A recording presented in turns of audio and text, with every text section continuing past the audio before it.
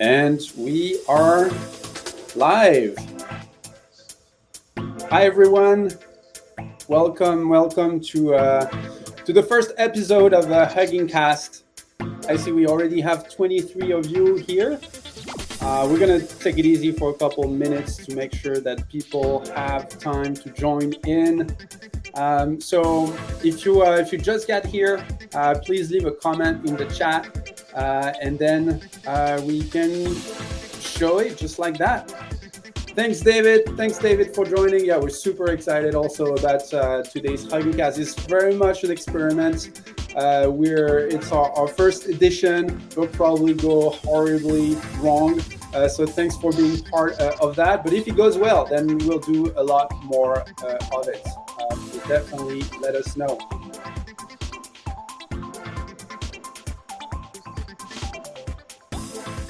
And we got Aaron. Aaron, hi. Tell us where you're from, where you're joining this HuggingCast from. And Ankit, welcome. Yes, we're very excited about the first edition. Hopefully it'll be fun for everybody. We got Louis in the house. Hi, Louis. Thank you for joining. Where are you guys all joining from?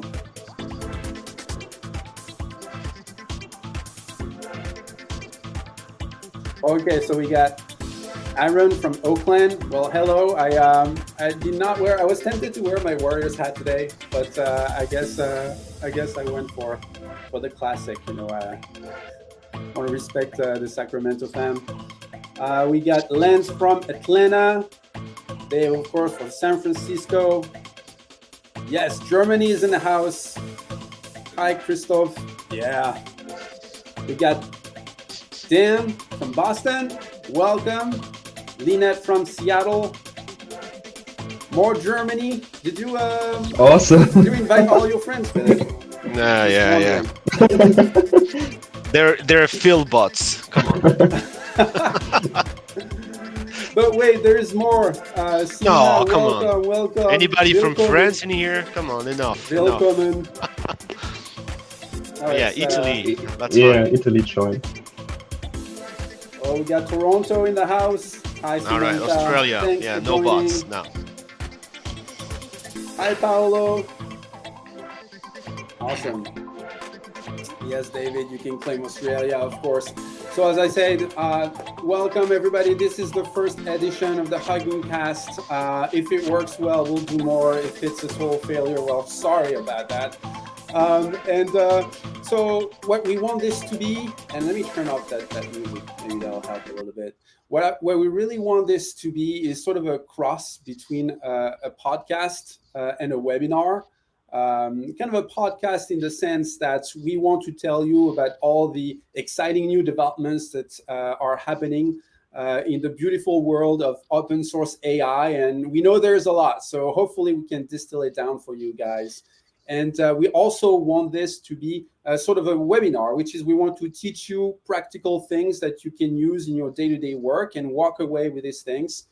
So, yeah, and I think I set this up to be like 1 hour long. I probably just fumble. Like, we really want this to be short and sweet. We know you guys all have work to go back to, so we'll try to make it like 30 minutes. But of course, there's lots of live demos in there. So let's see how good. And yeah, if you have questions, you know, you can keep us online for a little while. So yeah, we'll keep it short, but we'd be happy to have a lot of questions. So keep us busy. Yes. Keep them coming in the chat, please. And that's the exciting thing about the webinar, that it's all about interacting with the live audience. So I'm really excited to get your questions in the chat, and we'll save some time at the end to make sure that we pick them and answer them. Yes. All right. So didn't introduce myself. I'm sorry. I'm Jeff Poudier on the product team here at Hugging Face, based out of San Francisco.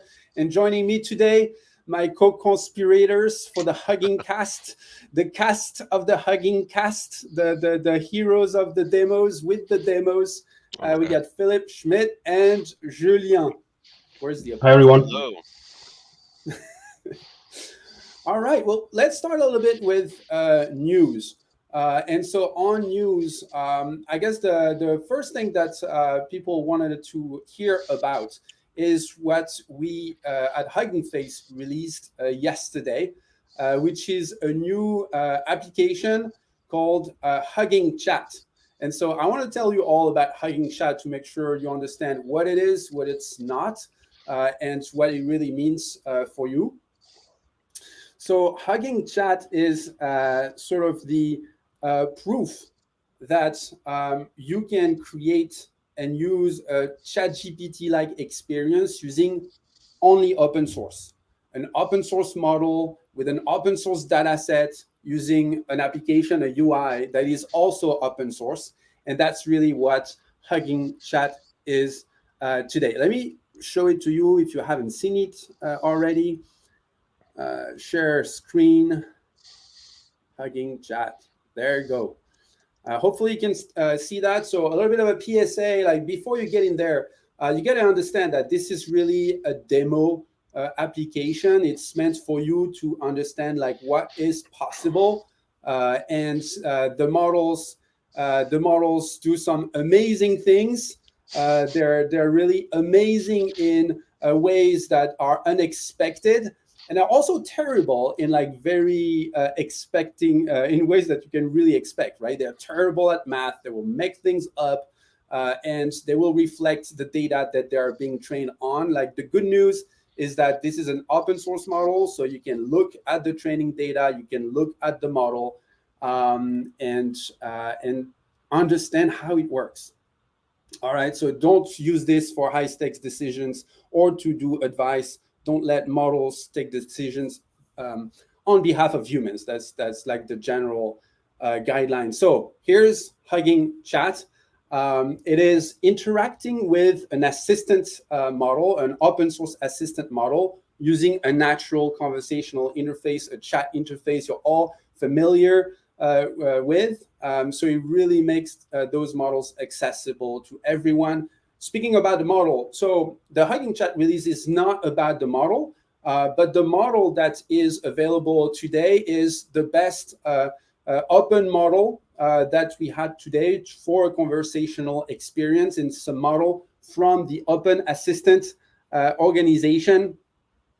So Open Assistant is an amazing organization that is dedicated to building open source AI for everybody. They released multiple models. We've been collaborating with them. And what's super exciting about it is that anybody in the world can come and contribute some human feedback to get the models better over time. And all that data is made available as open source on Hugging Face for the whole community to build great models. So super happy to have Open Assistance model sort of power the experience that you can interact with.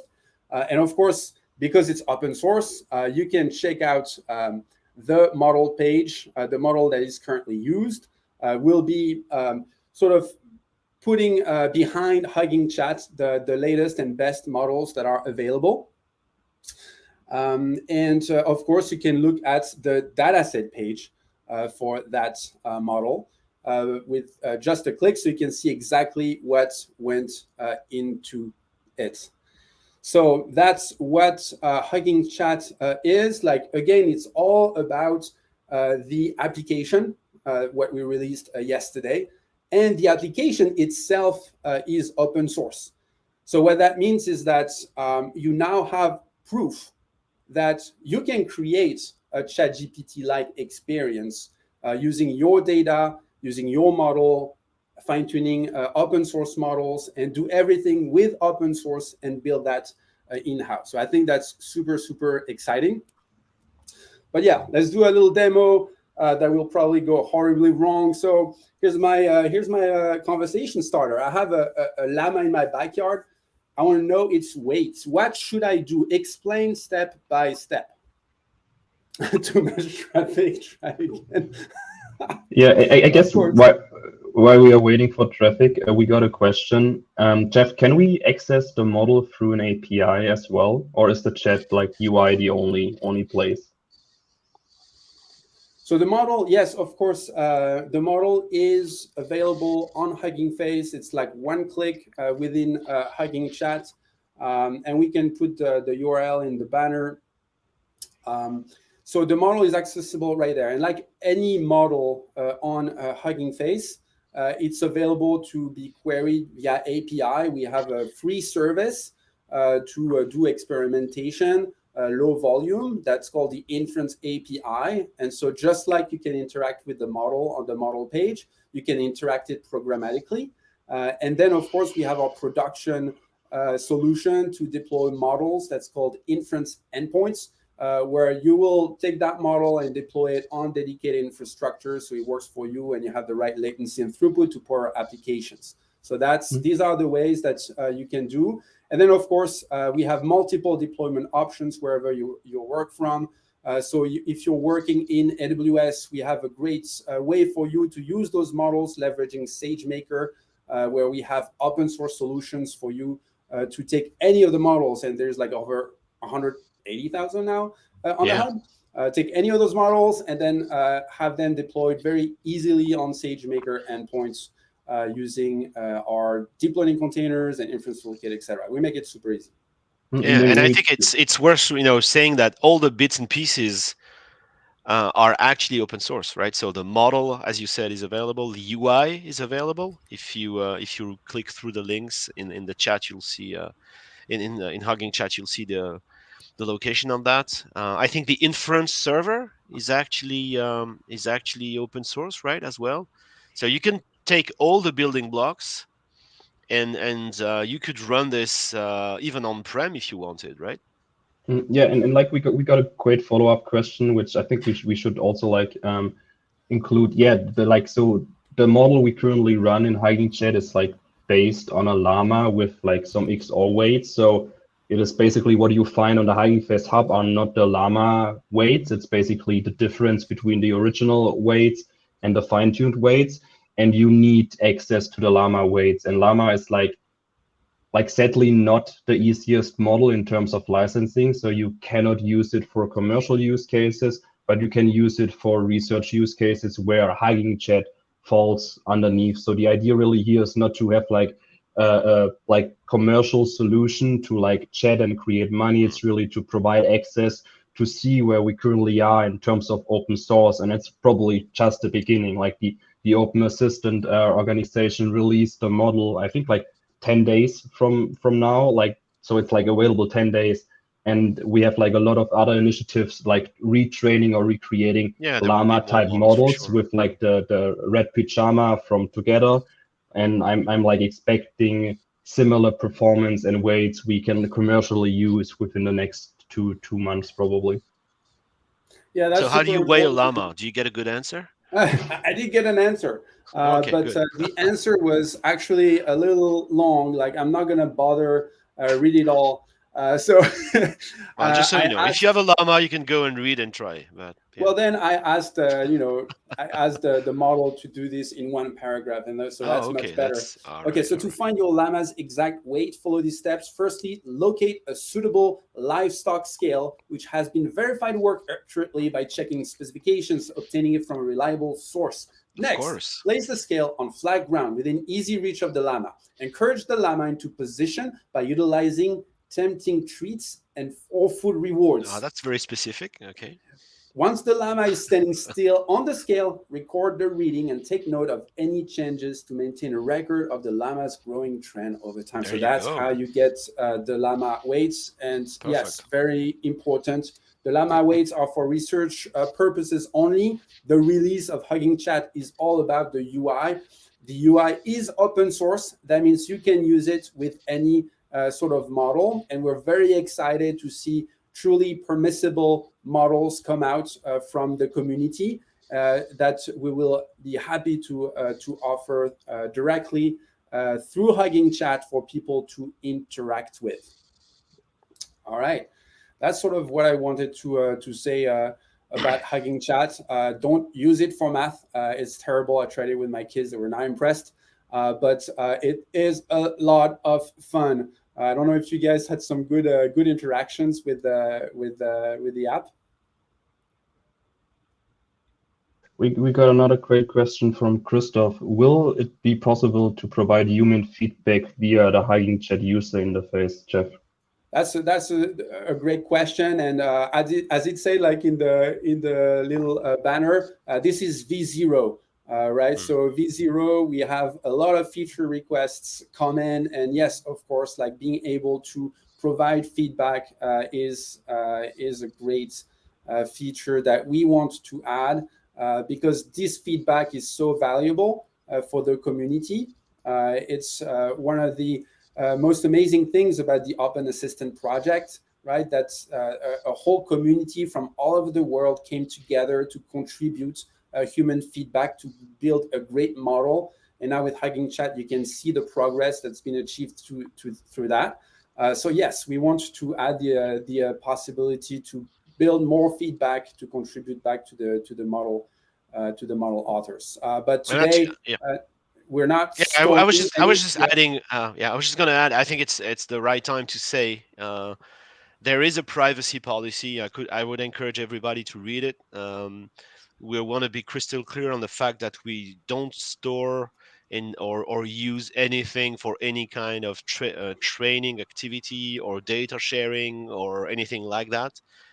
So we've I guess we've all seen what happened with other chatbots, and we're definitely trying to be very clean and very transparent on privacy and things like that. So if So we add a human feedback button, and I think it's valuable, we should have it. We should also be very clear on what happens when you give that feedback and what do we do with it and etc. What kind of settings do we have to opt in and opt out, um, and so on. So until Yeah. that stuff is clear, is not, we probably won't add anything. So so for Julian, now, it's not there. you can say we are doing open AI development. No, I refrain from saying that because I've got enough friends as it is.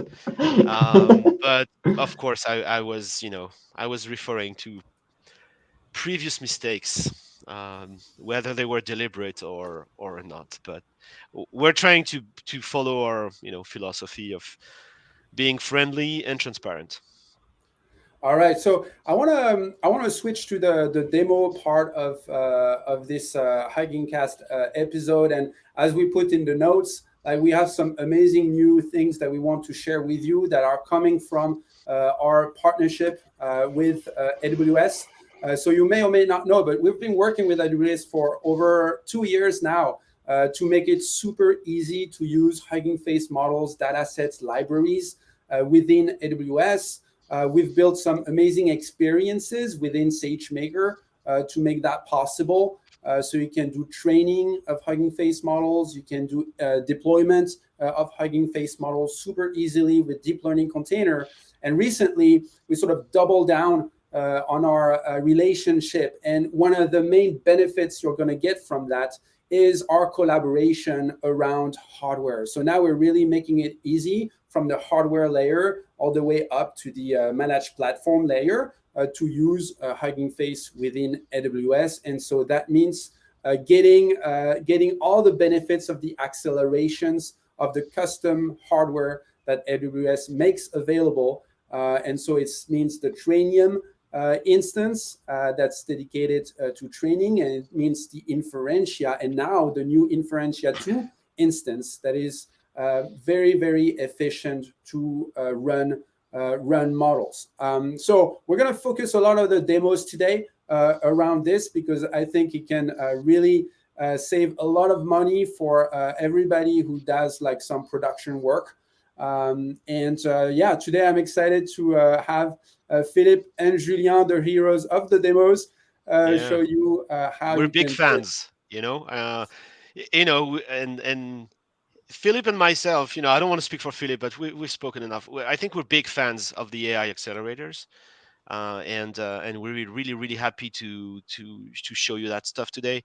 We think it's really, it is extremely valuable, and it's really helping speed up the workflows in ways that I don't think we even thought was possible. Like when we run the numbers, we're like, really? like double checking, and yes, that's that what you see, what you're going to see here is real. So yeah, just Philip, show us the training bit. I see you're flying Optimum Neuron page. Like, can you make it a little bit bigger? And like, what is this thing? Yes, so I'm currently on the Hugging Face Hub on the documentation, where we added today a new tile for Optimum Neuron. And I'm not sure how familiar you are with the Optimum like framework family itself. So Optimum is an extension to Hugging Face Transformers and Diffusers to run our models on dedicated accelerators. And like the newest addition to the family is Optimum Neuron, and which is going to be dedicated and is dedicated to running improved training on the AWS Trainium instance, and of course inference on Inferentia and Inferentia2. And it's basically like the first initial version, and we are going to show you today how you can like super easily train a BERT model on a Trainium instance.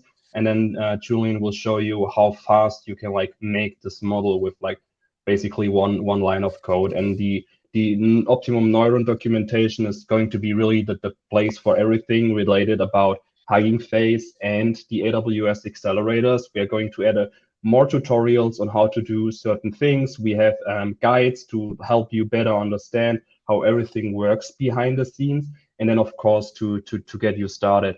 And since we are like doing it in hands-on fashion, we really like try out if I can subscribe to an AMI, run Optimum Neuron, train a BERT model, and stop the instance again with hopefully under 5 minutes. So if you go to the installation section, you can see that Optimum is like a Python package, and you can like install it with pip install Optimum Neuron. But what we have done and created is something called a deep learning AMI, which is an machine image. So AMI stands for Amazon Machine Image, which is basically a pre-baked virtual machine with all of the required libraries to run Transformers and Diffusers workloads. And the AMI is completely free. So the $1.44 you see here is really for the instance price, and the AMI is completely free of charge. And it's a marketplace offering. So you go to the link, click on subscribe, and continue to launch. Here again, you can see the pricing is really only for the infrastructure, where we have one TRN1 2x large, which is basically the smaller instance type of the Trainium family. There's also a TRN 32x large, which comes with 8 times more, or even 16 times more compute. And we see a monthly estimate how much it would cost if we run the instance. I'm not sure. I can't read. Yeah. Nice. Thank you. All right, then let's continue to launch. And what's super cool about the marketplace is that you don't need to go through like the EC2 management console and launch it. You can really launch your instance from the website directly, or of course through like the EC2. But we want to try it out, launching it directly from the Amazon Marketplace. We can select our instance type. I guess, okay, sadly you cannot see the drop down, but in there you could like switch between the 2x large, the 32x large, or then even go to like Inferentia2. We have our VPC. Let's keep it standard. We select a security group which has SSH access, and we use a key to log in. And then I click launch, and we encountered internal issues. Oh, not available in the subnet. Let's switch it to, let's try 8. Let's launch again. Perfect. It worked. And we can now jump to the EC2 console to hopefully see our instance. No. So Philip, the Trainium instances are available in US East 1 and US West 2, correct? Yes. Yeah. Okay. Currently they are available there. Inferentia2 is also available in the same region. Yes, and Inferentia2 is also available in US East 2. And hopefully they will like add Europe next. We need that. Okay, so we are currently on the EC2 management console, and we can like directly like SSH into it through the browser using the EC2 Instance Connect. I would definitely recommend you not doing it if you are trying it yourself and use like your local terminal, but this makes it easier for us to not need to switch between different windows. So let's see if we click on connect and already can establish a connection. No, still booting up. Yeah, it needs a few minutes. Jeff is there. Oh, okay, got it. Let me switch. So I'm now logged into our Trainium instance. I can run a Neuron ls command, which is basically a similar command to like, yeah, it shows you our neuron core, similar to probably NVIDIA SMI if you run on NVIDIA or GPU instances. And what's a super... Can you make it a bit bigger? Yep, Sorry, of course. It should be a bit too big. There you go. So, I think it's fine now. What's super cool about the AMI is that it not only comes with all of the Hugging Face library installed, it comes also with a folder or directory called Hugging Face Neuron examples. And if we go into it, we can see that the instance comes with 9 different example scripts for you to like immediately run and get started.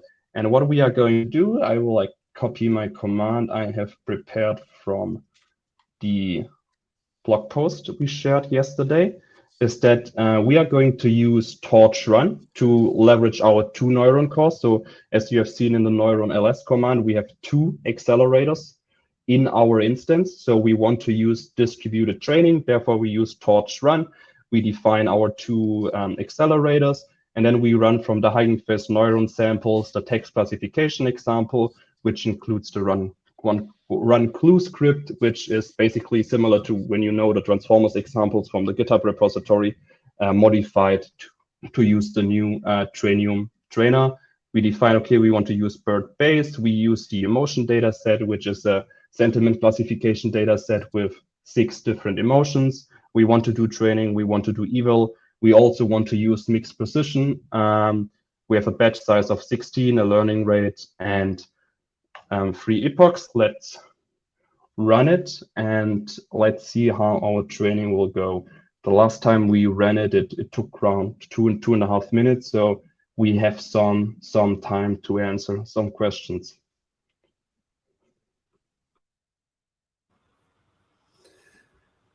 So we got one from Christoph, which is there a comparable serverless GPU support on AWS compared to Banana?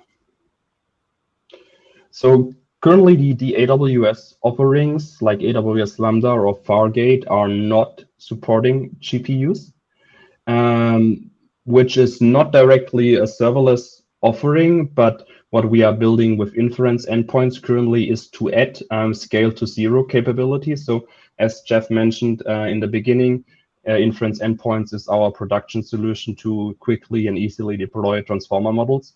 And currently we are not able to scale to 0, but that's a feature the team is working on. You currently can pause your endpoint, but that's like a manual action.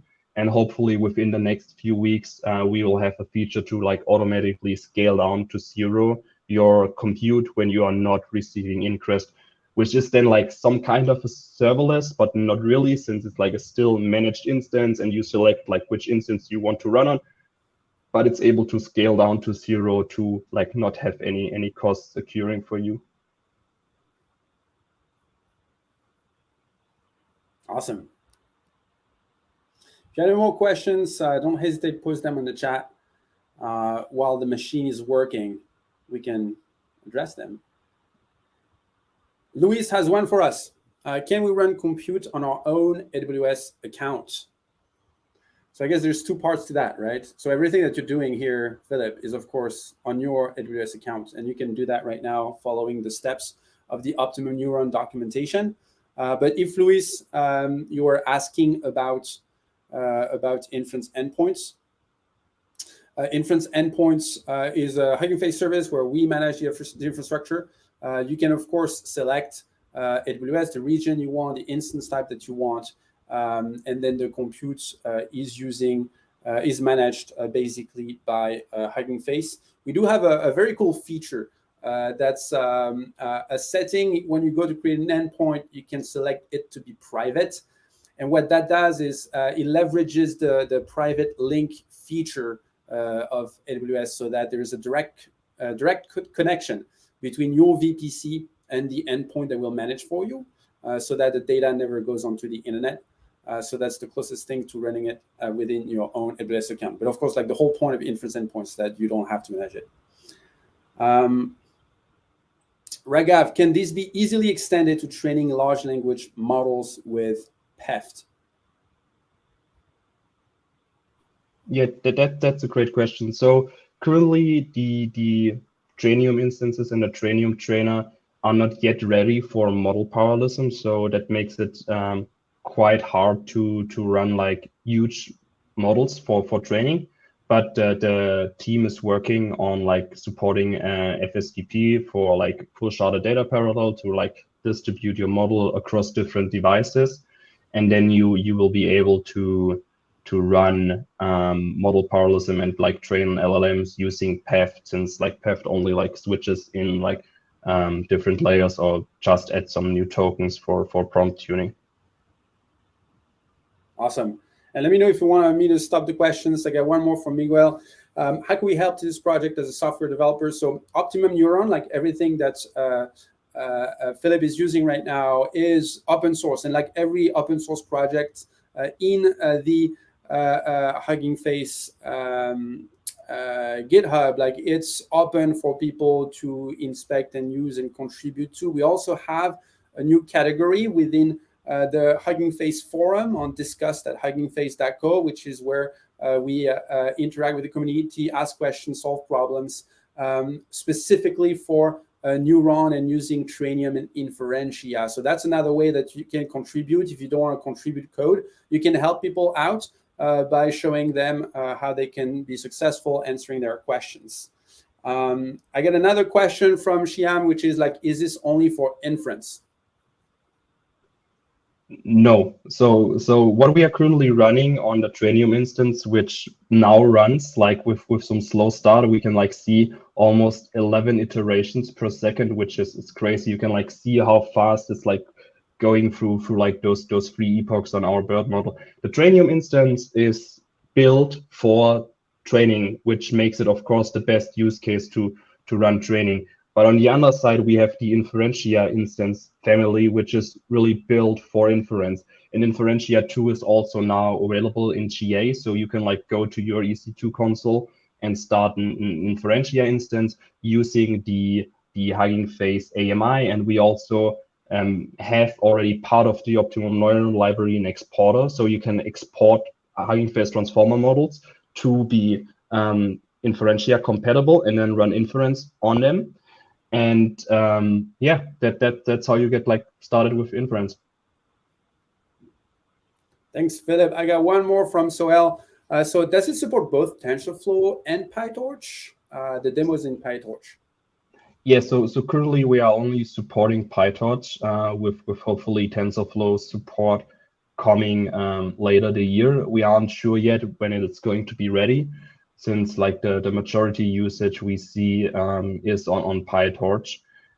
Is there like something you can like share a bit more if you would be interested in TensorFlow use case or usage, and if so, like why? That I guess will help us better understand and prioritize. So maybe we should add the AWS SDK that we use to train and inference with Trainium and Inferentia does support TensorFlow and PyTorch. So I'll share the link in the chat. But for now, as Philip said, the most popular models are PyTorch, and so that's obviously the first step along the way. But let me share the link here, and you can read more about that. Yes, and while we are speaking, okay, our training is done, and we are now like running the evaluation. Wow. It had a slow start, and potentially it was like due to compilation. So something we like completely haven't talked about it yet, and like didn't show you so far is like normally when you train a model on a Trainium instance, you first need to compile your model, which can take up to 20 minutes. But what we have done with Optimum Neuron is to build a Trainium cache or Trainium model cache, which is powered and hosted by the Hugging Face Hub, which already includes popular transformer models. So instead of the need when you run a training on like BERT you don't need to like run this compilation. We basically check inside Optimum Neuron if there's already a cached version of your model and your configuration. And if so, we pull it from the hub and your training starts immediately. And that's also something we currently see here is that, okay, this dot dot indicates, okay, the configuration wasn't completely cached and we might need to run some pre-compilation steps. And we are like really working hard on like having all of the popular configurations available to like really like improve and accelerate your training time and not have you like wait 10-15 minutes for like the most popular models. So wait, that's And I amazing. want to So say, that means, yeah. we're very proud of this feature. It's something that has never been available at all on AWS, right? I mean, it's never been part of SageMaker. It's never been part of anything. It's never been part of the SDK, and so very, very happy that we could be the first to implement this and save you a whole bunch of time for every training job. So very So cool wait, so stuff. what does that mean in practice? Like, so if I take a quintessential sort of Hugging Face model, Hmm. like the caching system, like I go from, you were saying like 25 minutes to what? So you completely eliminate the need to recompile the model every time, and because the way this happens, it compiles it so it downloads the model from the hub, it compiles it locally on the instance, and it normally, it saves it to /var/tmp blah blah blah. So if you run another training job right away on the same instance, of course you have that local cache, but generally you don't keep your Trainium instances up and running and up and not running, I should say. So you'll shut down the instance and then you fire up another instance just like Philip did, and it doesn't have the cache for all the previous compilation jobs. And so by moving the cache to the hub, we have this persistent cache of compiled models that will keep growing and that the community can use. And so now, when you, as Philip demonstrated, when you launch the training job, it's going to go and check that hub repo and find, oh, okay, so I've got Bird Base pre-compiled in the right configuration. I'm going to download it and start training right away. And even a small model like Bird Base will compile for at least 10 minutes, maybe 15 minutes. So when we move into bigger models, it could be much longer. So you're going to save that time because we're going to keep adding those compiled versions. Yes, and I So maybe, just yeah. shared the link in the documentation. We have like a whole guide about how the Trainium cache Yep. works. Yep. It's really, it checks your configuration if there's like a cached model. And we are like currently working on like making the cache as big as possible for like the most common like models. If you are running into situations where your model is not cached, you have the option to either create your private cache. So there's ways for you to define a Hugging Face repository, which will then be used as your personal private cache. So Mm-hmm. in case Yep. you're working on like some sensitive models or not released models, you can like really build your own private cache for your organization. Or if you think, okay, it might be a good addition for the community, we have on the Hugging Face forum a dedicated section for Inferentia and Trainium. You can like easily open a thread, please add model XYZ to the cache, and then we will like work with you to add it to the cache to like help others like run training fast on the model. That's really cool. So that means like if I'm like regularly training my own model, that like maybe on a private repository on a Hugging Face hub, then every time I do like another training job, like I'm gonna Yes. reuse the compiled configuration and just Yes. like use the sweet acceleration of Trainium, and that's gonna Save work like time. for me for my Yeah. model with cache that's gonna be private to me. Yep. Save time and save money because obviously the compilation time is being billed. And so yeah, it's if you train 100 times, you save 100 times 10 minutes and the corresponding amount in dollars. So yeah, I think it's an amazing feature. Julian, we got a question from like the Yep. chat. Um, does Optimum Neuron work on the SageMaker Studio? So you need to run Optimum Neuron either on a Trainium instance or an Inferentia instance. So I think the place to run. So if you're launching your training script from Studio, right? Or if you're running your SageMaker notebook, inside SageMaker Studio and firing, training jobs and inside of SageMaker. I mean, eventually we will have a full integration there as well. But if you run your notebook in place on Studio, it's been a while since I used Studio, I'll be honest with you, and that might come as a surprise to some of you. But I'm not sure if they have Trainium Docker images on Studio. I think the instances available to Studio instances do not include Trainium, but I could be wrong. Prove me wrong, and I will learn something. And if Yeah, you I know, think say it in the comments. Yeah. Yeah, I think if like Trainium instances are available for like the worker runners on Studio where you can like Yeah. execute or run your notebooks, Mm. then of course you can like run Optimum Neuron there. But the requirement is basically you want to run on Trainium or Inferentia to get any benefit Yeah, from sure. what Optimum Neuron provides. So like the Trainium trainer with the cache, of course, only works on AWS Accelerators since there's like no need on a CPU to compile the model for Trainium. Awesome. Well, that was an impressive demo. Like you went from 0 to 100%. Just while we answered a few questions. We got the answer from Matt. Okay, all right. Matt is a friend of Trainium and Inferentia. Okay, thanks, Matt. That's what I thought. Thanks, Matt.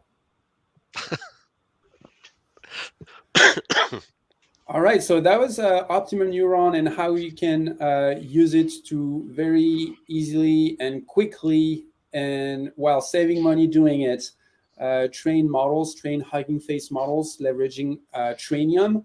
We're going to keep working on this to make it easier and easier. Like the benefits in terms of time to train, in terms of cost to train, are really, really impressive. So hope you'll be taking advantage of it. But of course, we talked about training, but that's not all we wanted to talk about. We also wanted to talk about inference. For that, happy to hand it over to you, Julien, to tell us Okay, all right. what's hot in inference world. Let me share my screen and I'll show you something. All right, go.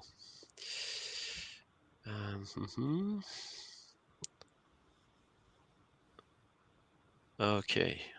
All right. Can you confirm you see my screen okay? Let me add it right now. Oh. Okay, thank you. We all clicking the button at the same time. Okay. Take your time. Take your time. We can see it, I guess. Okay. All right. Oh yeah. All right. Perfect.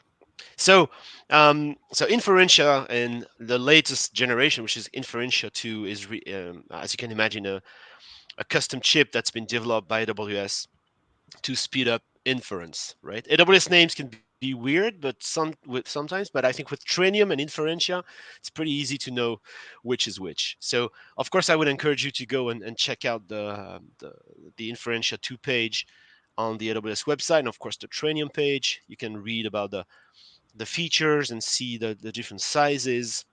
And in fact, in this demo, I'm going to use the smallest one, which is Inf2XL, and it comes with one Inferentia2 accelerator.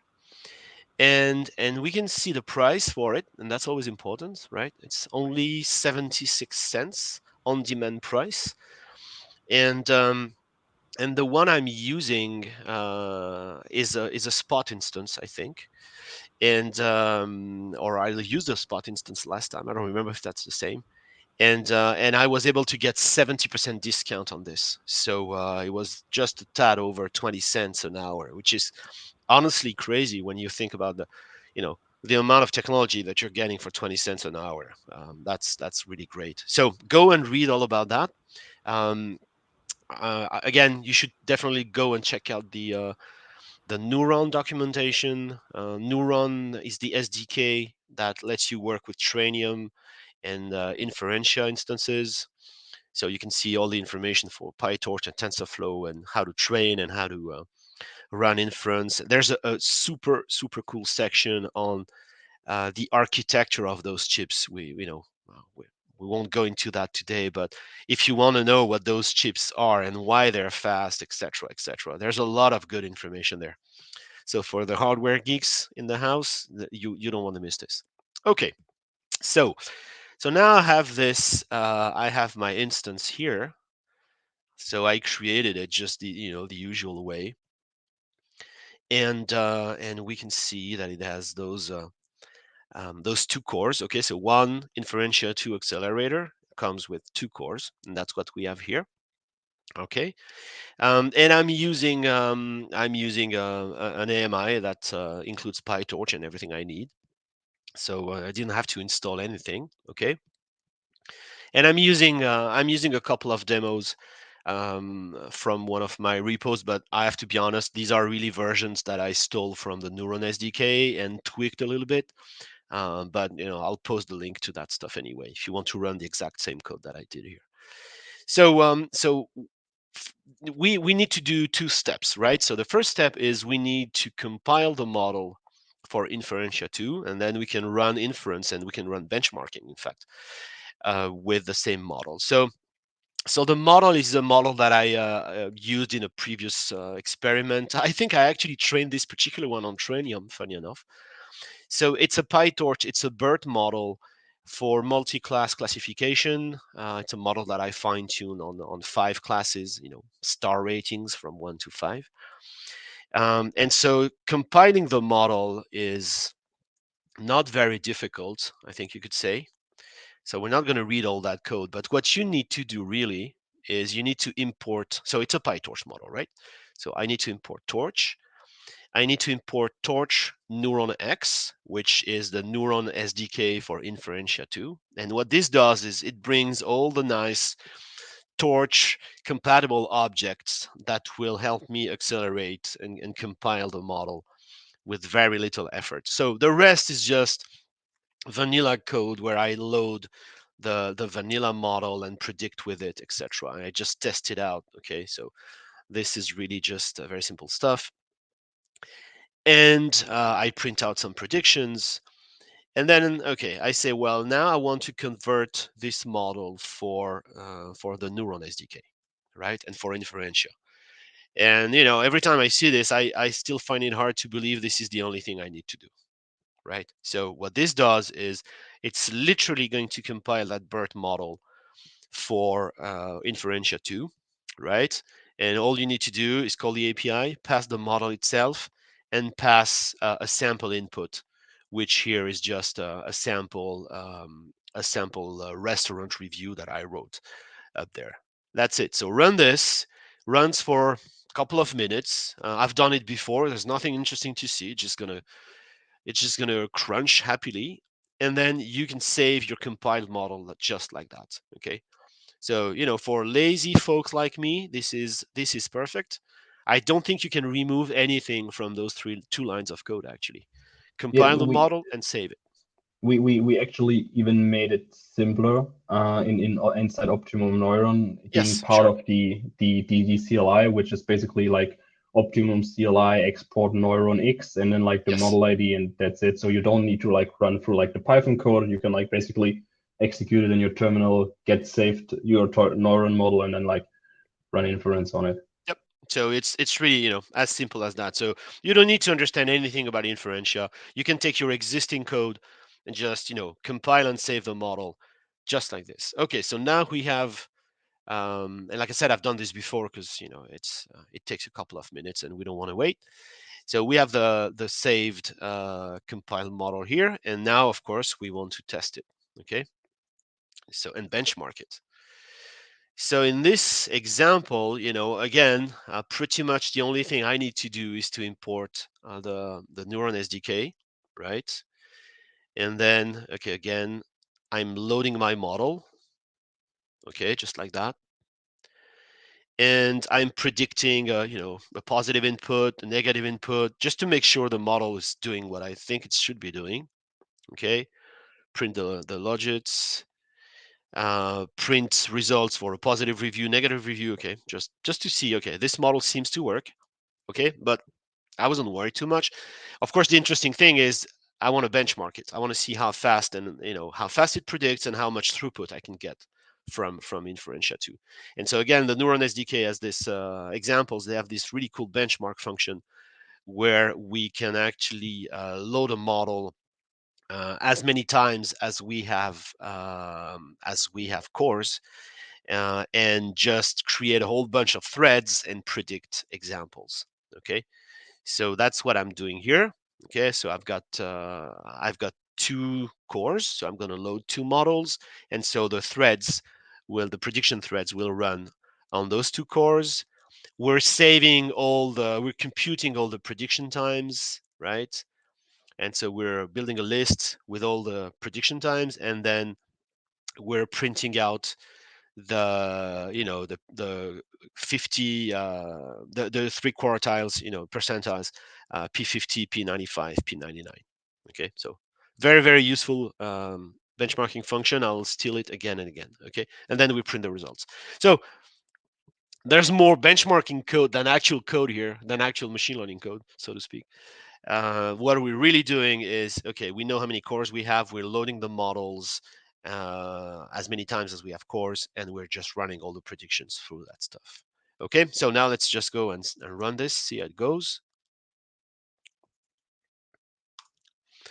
And here, so I'm using, I have to be crystal clear, I'm using a batch size of 1, and I am using short sequence. But in the blog post that I'll show you after that, we've actually run tests on longer sequences. So here I'm using, I think, sequence lengths of 12, if I remember correctly. Okay, so now here you see the just the unit predictions with the model that I loaded, and now it's actually running those tens of thousands of predictions on the 2 neuron cores, and in a couple of seconds, or maybe a little more, where we'll actually see what the latency is for this, right? So you can place your bets. Yes, Hopefully this is a while we wait, we got a great question. Is like sure. compiling to Inferentia possible for all Hugging Face models? Oh yeah, well, go ahead.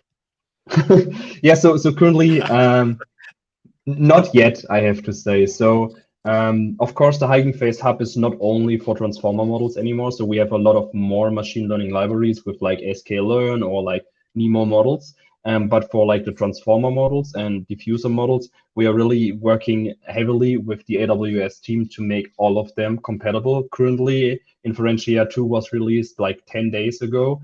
We have support for all encoder models, and there's already some limited support for generative models like OPT or GPT-2.